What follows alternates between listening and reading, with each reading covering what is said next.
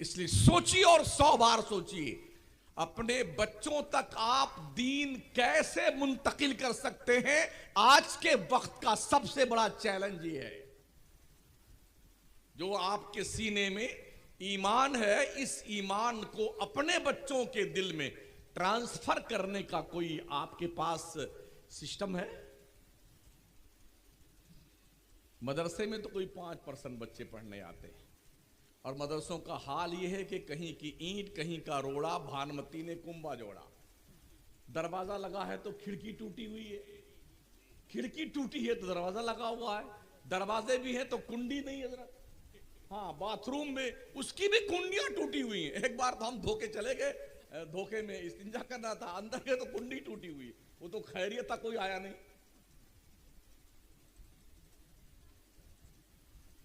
اور اتنے پڑھانے والے، پان کھانے والے، پوڑیاں کھانے والے. جب خود کھاؤ گے پان پوڑی تو کس بچے کو منع کریں گے آپ؟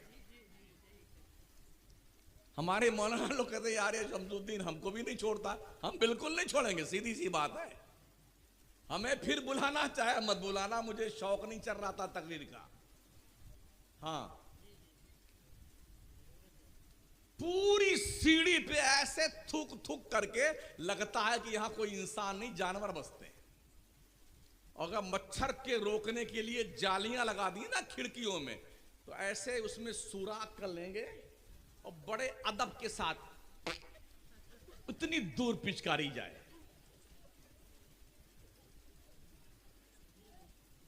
کیا خیال ہے یار؟ تو مدرسوں میں بھی پڑھائی کا مزاج اتنا گڑبڑ شڑبڑ ہو گیا ہے.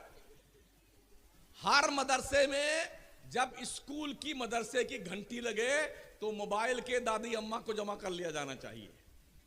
آفس میں اس دادی اماں کو جمع کر لو ورنہ مدرس پڑھائے گا نہیں. مشاہدہ بیان کر رہا ہوں میں. ہاں، 3-4 بچوں کو بٹھا لے گا حفظ سنانے والوں کو، اور یوں لے کے بیٹھ جائے گا. پان کو کھا ہی رہا ہے. اگر صحیح معنوں میں تھوڑا منہ کھل جائے نا تو اس کرتا لال پیلا ہو جائے. تو جب کسی سے بات کرنی ہو یوں کرتا ہے. نہیں دیکھا ہے کیا اسٹائل بیٹوں کی ہے؟ 2 پوڑیاں اتنی اتنی خریدتے ہیں تو دونوں کی گردن کاٹتے ہیں. کچھ دیر ایسے ایسے کرتے رہیں گے، پھر ملائیں گے، پھر ایسے ایسے کرتے رہیں گے. بڑی اسٹائل یوں ڈالیں، طوطا کا منہ بنائیں گے یوں، تب پھر ڈالیں گے.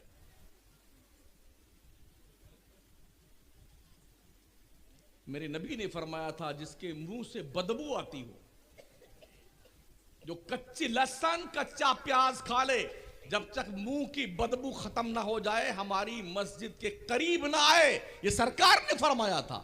بیڑی پینے والا، تمباکو اور پوڑی کھانے والا آپ کے بغل کھڑا ہو جائے نا، جی کرے گا ابھی نیت توڑ کے بھاگ جائے اس کے پاس سے. اس کے جسم سے بدبو آتی رہتی ہے. تو موبائل لے کر کے پان تو کھائے ہوئے ہی ہے. ابے خبیث پڑھنا، ارے نیٹ پٹ تو سوری سا، یہ چل رہا ہے. اس لیے جو مدرسے کے ذمہ دار ہیں ان سے گزارش ہے گھنٹی لگتے ہی ہر مدرس کے موبائل کو آفس میں جمع کر لو، اور چھٹی ہو تو ان کو دو ان کا موبائل. اب آپ لے کے جائیے. وقت کے اندر گھنٹی لگنے کے بعد سے لے کے جو ڈیوٹی آپ کی مدرسے میں لی جاتی ہے، اس ڈیوٹی کے پیریڈ میں آپ موبائل پر کسی سے بات نہیں کر سکتے ہیں. جو آپ کی پرسنل بات جائز ہی نہیں ہے، جائز ہی نہیں ہے. اگر کوئی اس کے جواز کے قائل ہیں مجھے ریفرنس دیجیے آپ.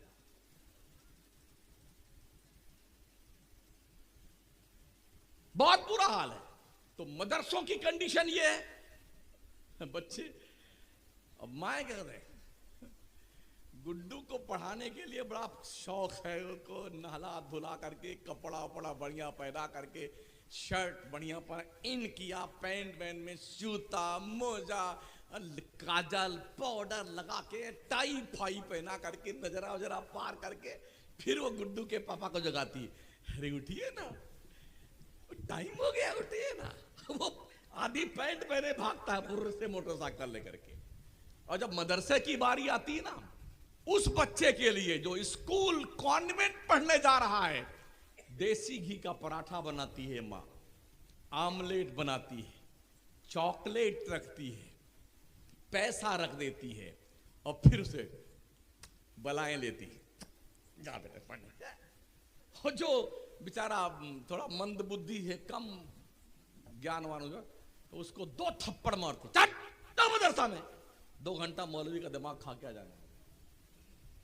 وہ مدرسہ بیچارہ نہ اس کو نہلایا اللہ کی بندی نے، نہ کپڑا پہنایا، پیجامہ پھٹا ہوا ہے حضرت، کرتوں پھٹا ہے، اور اصل قرآن کا 4 ورق پہلے کا گل، پیچھے کا 4 ورق گل، وہ پی دونوں نلی چالو ہے یہ، ہاں یہ دونوں نلی چالو ہے، بیٹھا ہے، سب پوچھتا ہے نا، لگتا ہے پوری آستین میں آرا روڈ لگا ہوا ہے۔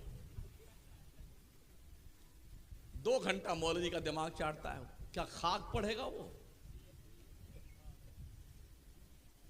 بولے پہلے جیسے مولانا نہیں پیدا ہوتے ہیں، پہلے جیسے بچے ہی نہیں رہ گئے بھائی صاحب۔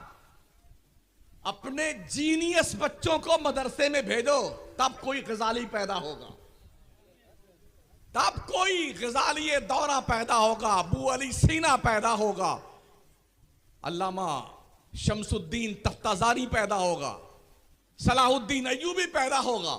جانتے ہیں اچھا بچہ دیجئے نا، مدرسے میں بھیجیں گے مند بدھی کا، دیکھتا ادھر ہے تو لگتا ادھر دیکھ رہا ہو، ختم جاؤ حافظ جی بن جاؤ۔ یہ للوا لنگڑا بیچارہ حافظ جی بن جائے گا تو وہ آفت جی بنتا ہے، حافظ جی نہیں، آفت جی۔ ہاں او مالداروں، اپنے بچوں کو جو جینیس بچے ہیں انہیں مولانا بناؤ۔ جیسے میں بولتا ہوں نا، سینے پہ چڑھ کر کے، جب تک بچے ایسا عالم نہیں بنے گے نا، تب تک قوم میں سدھار نہیں ہو سکتا ہے۔ اور جو بچہ آپ سے دب کے پڑھے گا، ارے سیٹھ صاحب آ رہے ہیں، ابھی فتحیاں کرائیں گے تو لڈو ملے گا، ہاں وہ بمبئی والا سیٹ ابھی آ رہا ہے تو وہ بھی سیب پہ فاتحہ کروائے گا تو ایک ایک سیب ملے گا۔ اس چکر میں جو بچے رہتے ہیں نا، وہ کبھی بھی اس سیٹھ کی آنکھوں میں آنکھیں ڈال کے بات نہیں کر سکتے، اسے پتا ہے اس کا سیب سنترا ہم نے کھایا ہے۔ ایسے بچوں کو دو مدرسے کو، اور صرف اسکول کی تعلیم پر اگر تم نے یہ سوچا ہے کہ ہمارے بچے بہت بڑھیا دیندار بن جائیں گے۔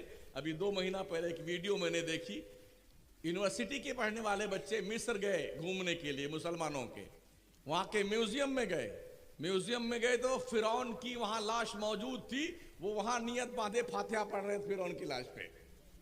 جس قوم کے بچوں کو یہی پتہ نہ ہو فاتحہ پڑھی کہاں جاتی ہے، کیا توقع رکھتے ہیں کہ آپ کے بچے یہ جان سکتے ہیں کہ دین کیا ہے؟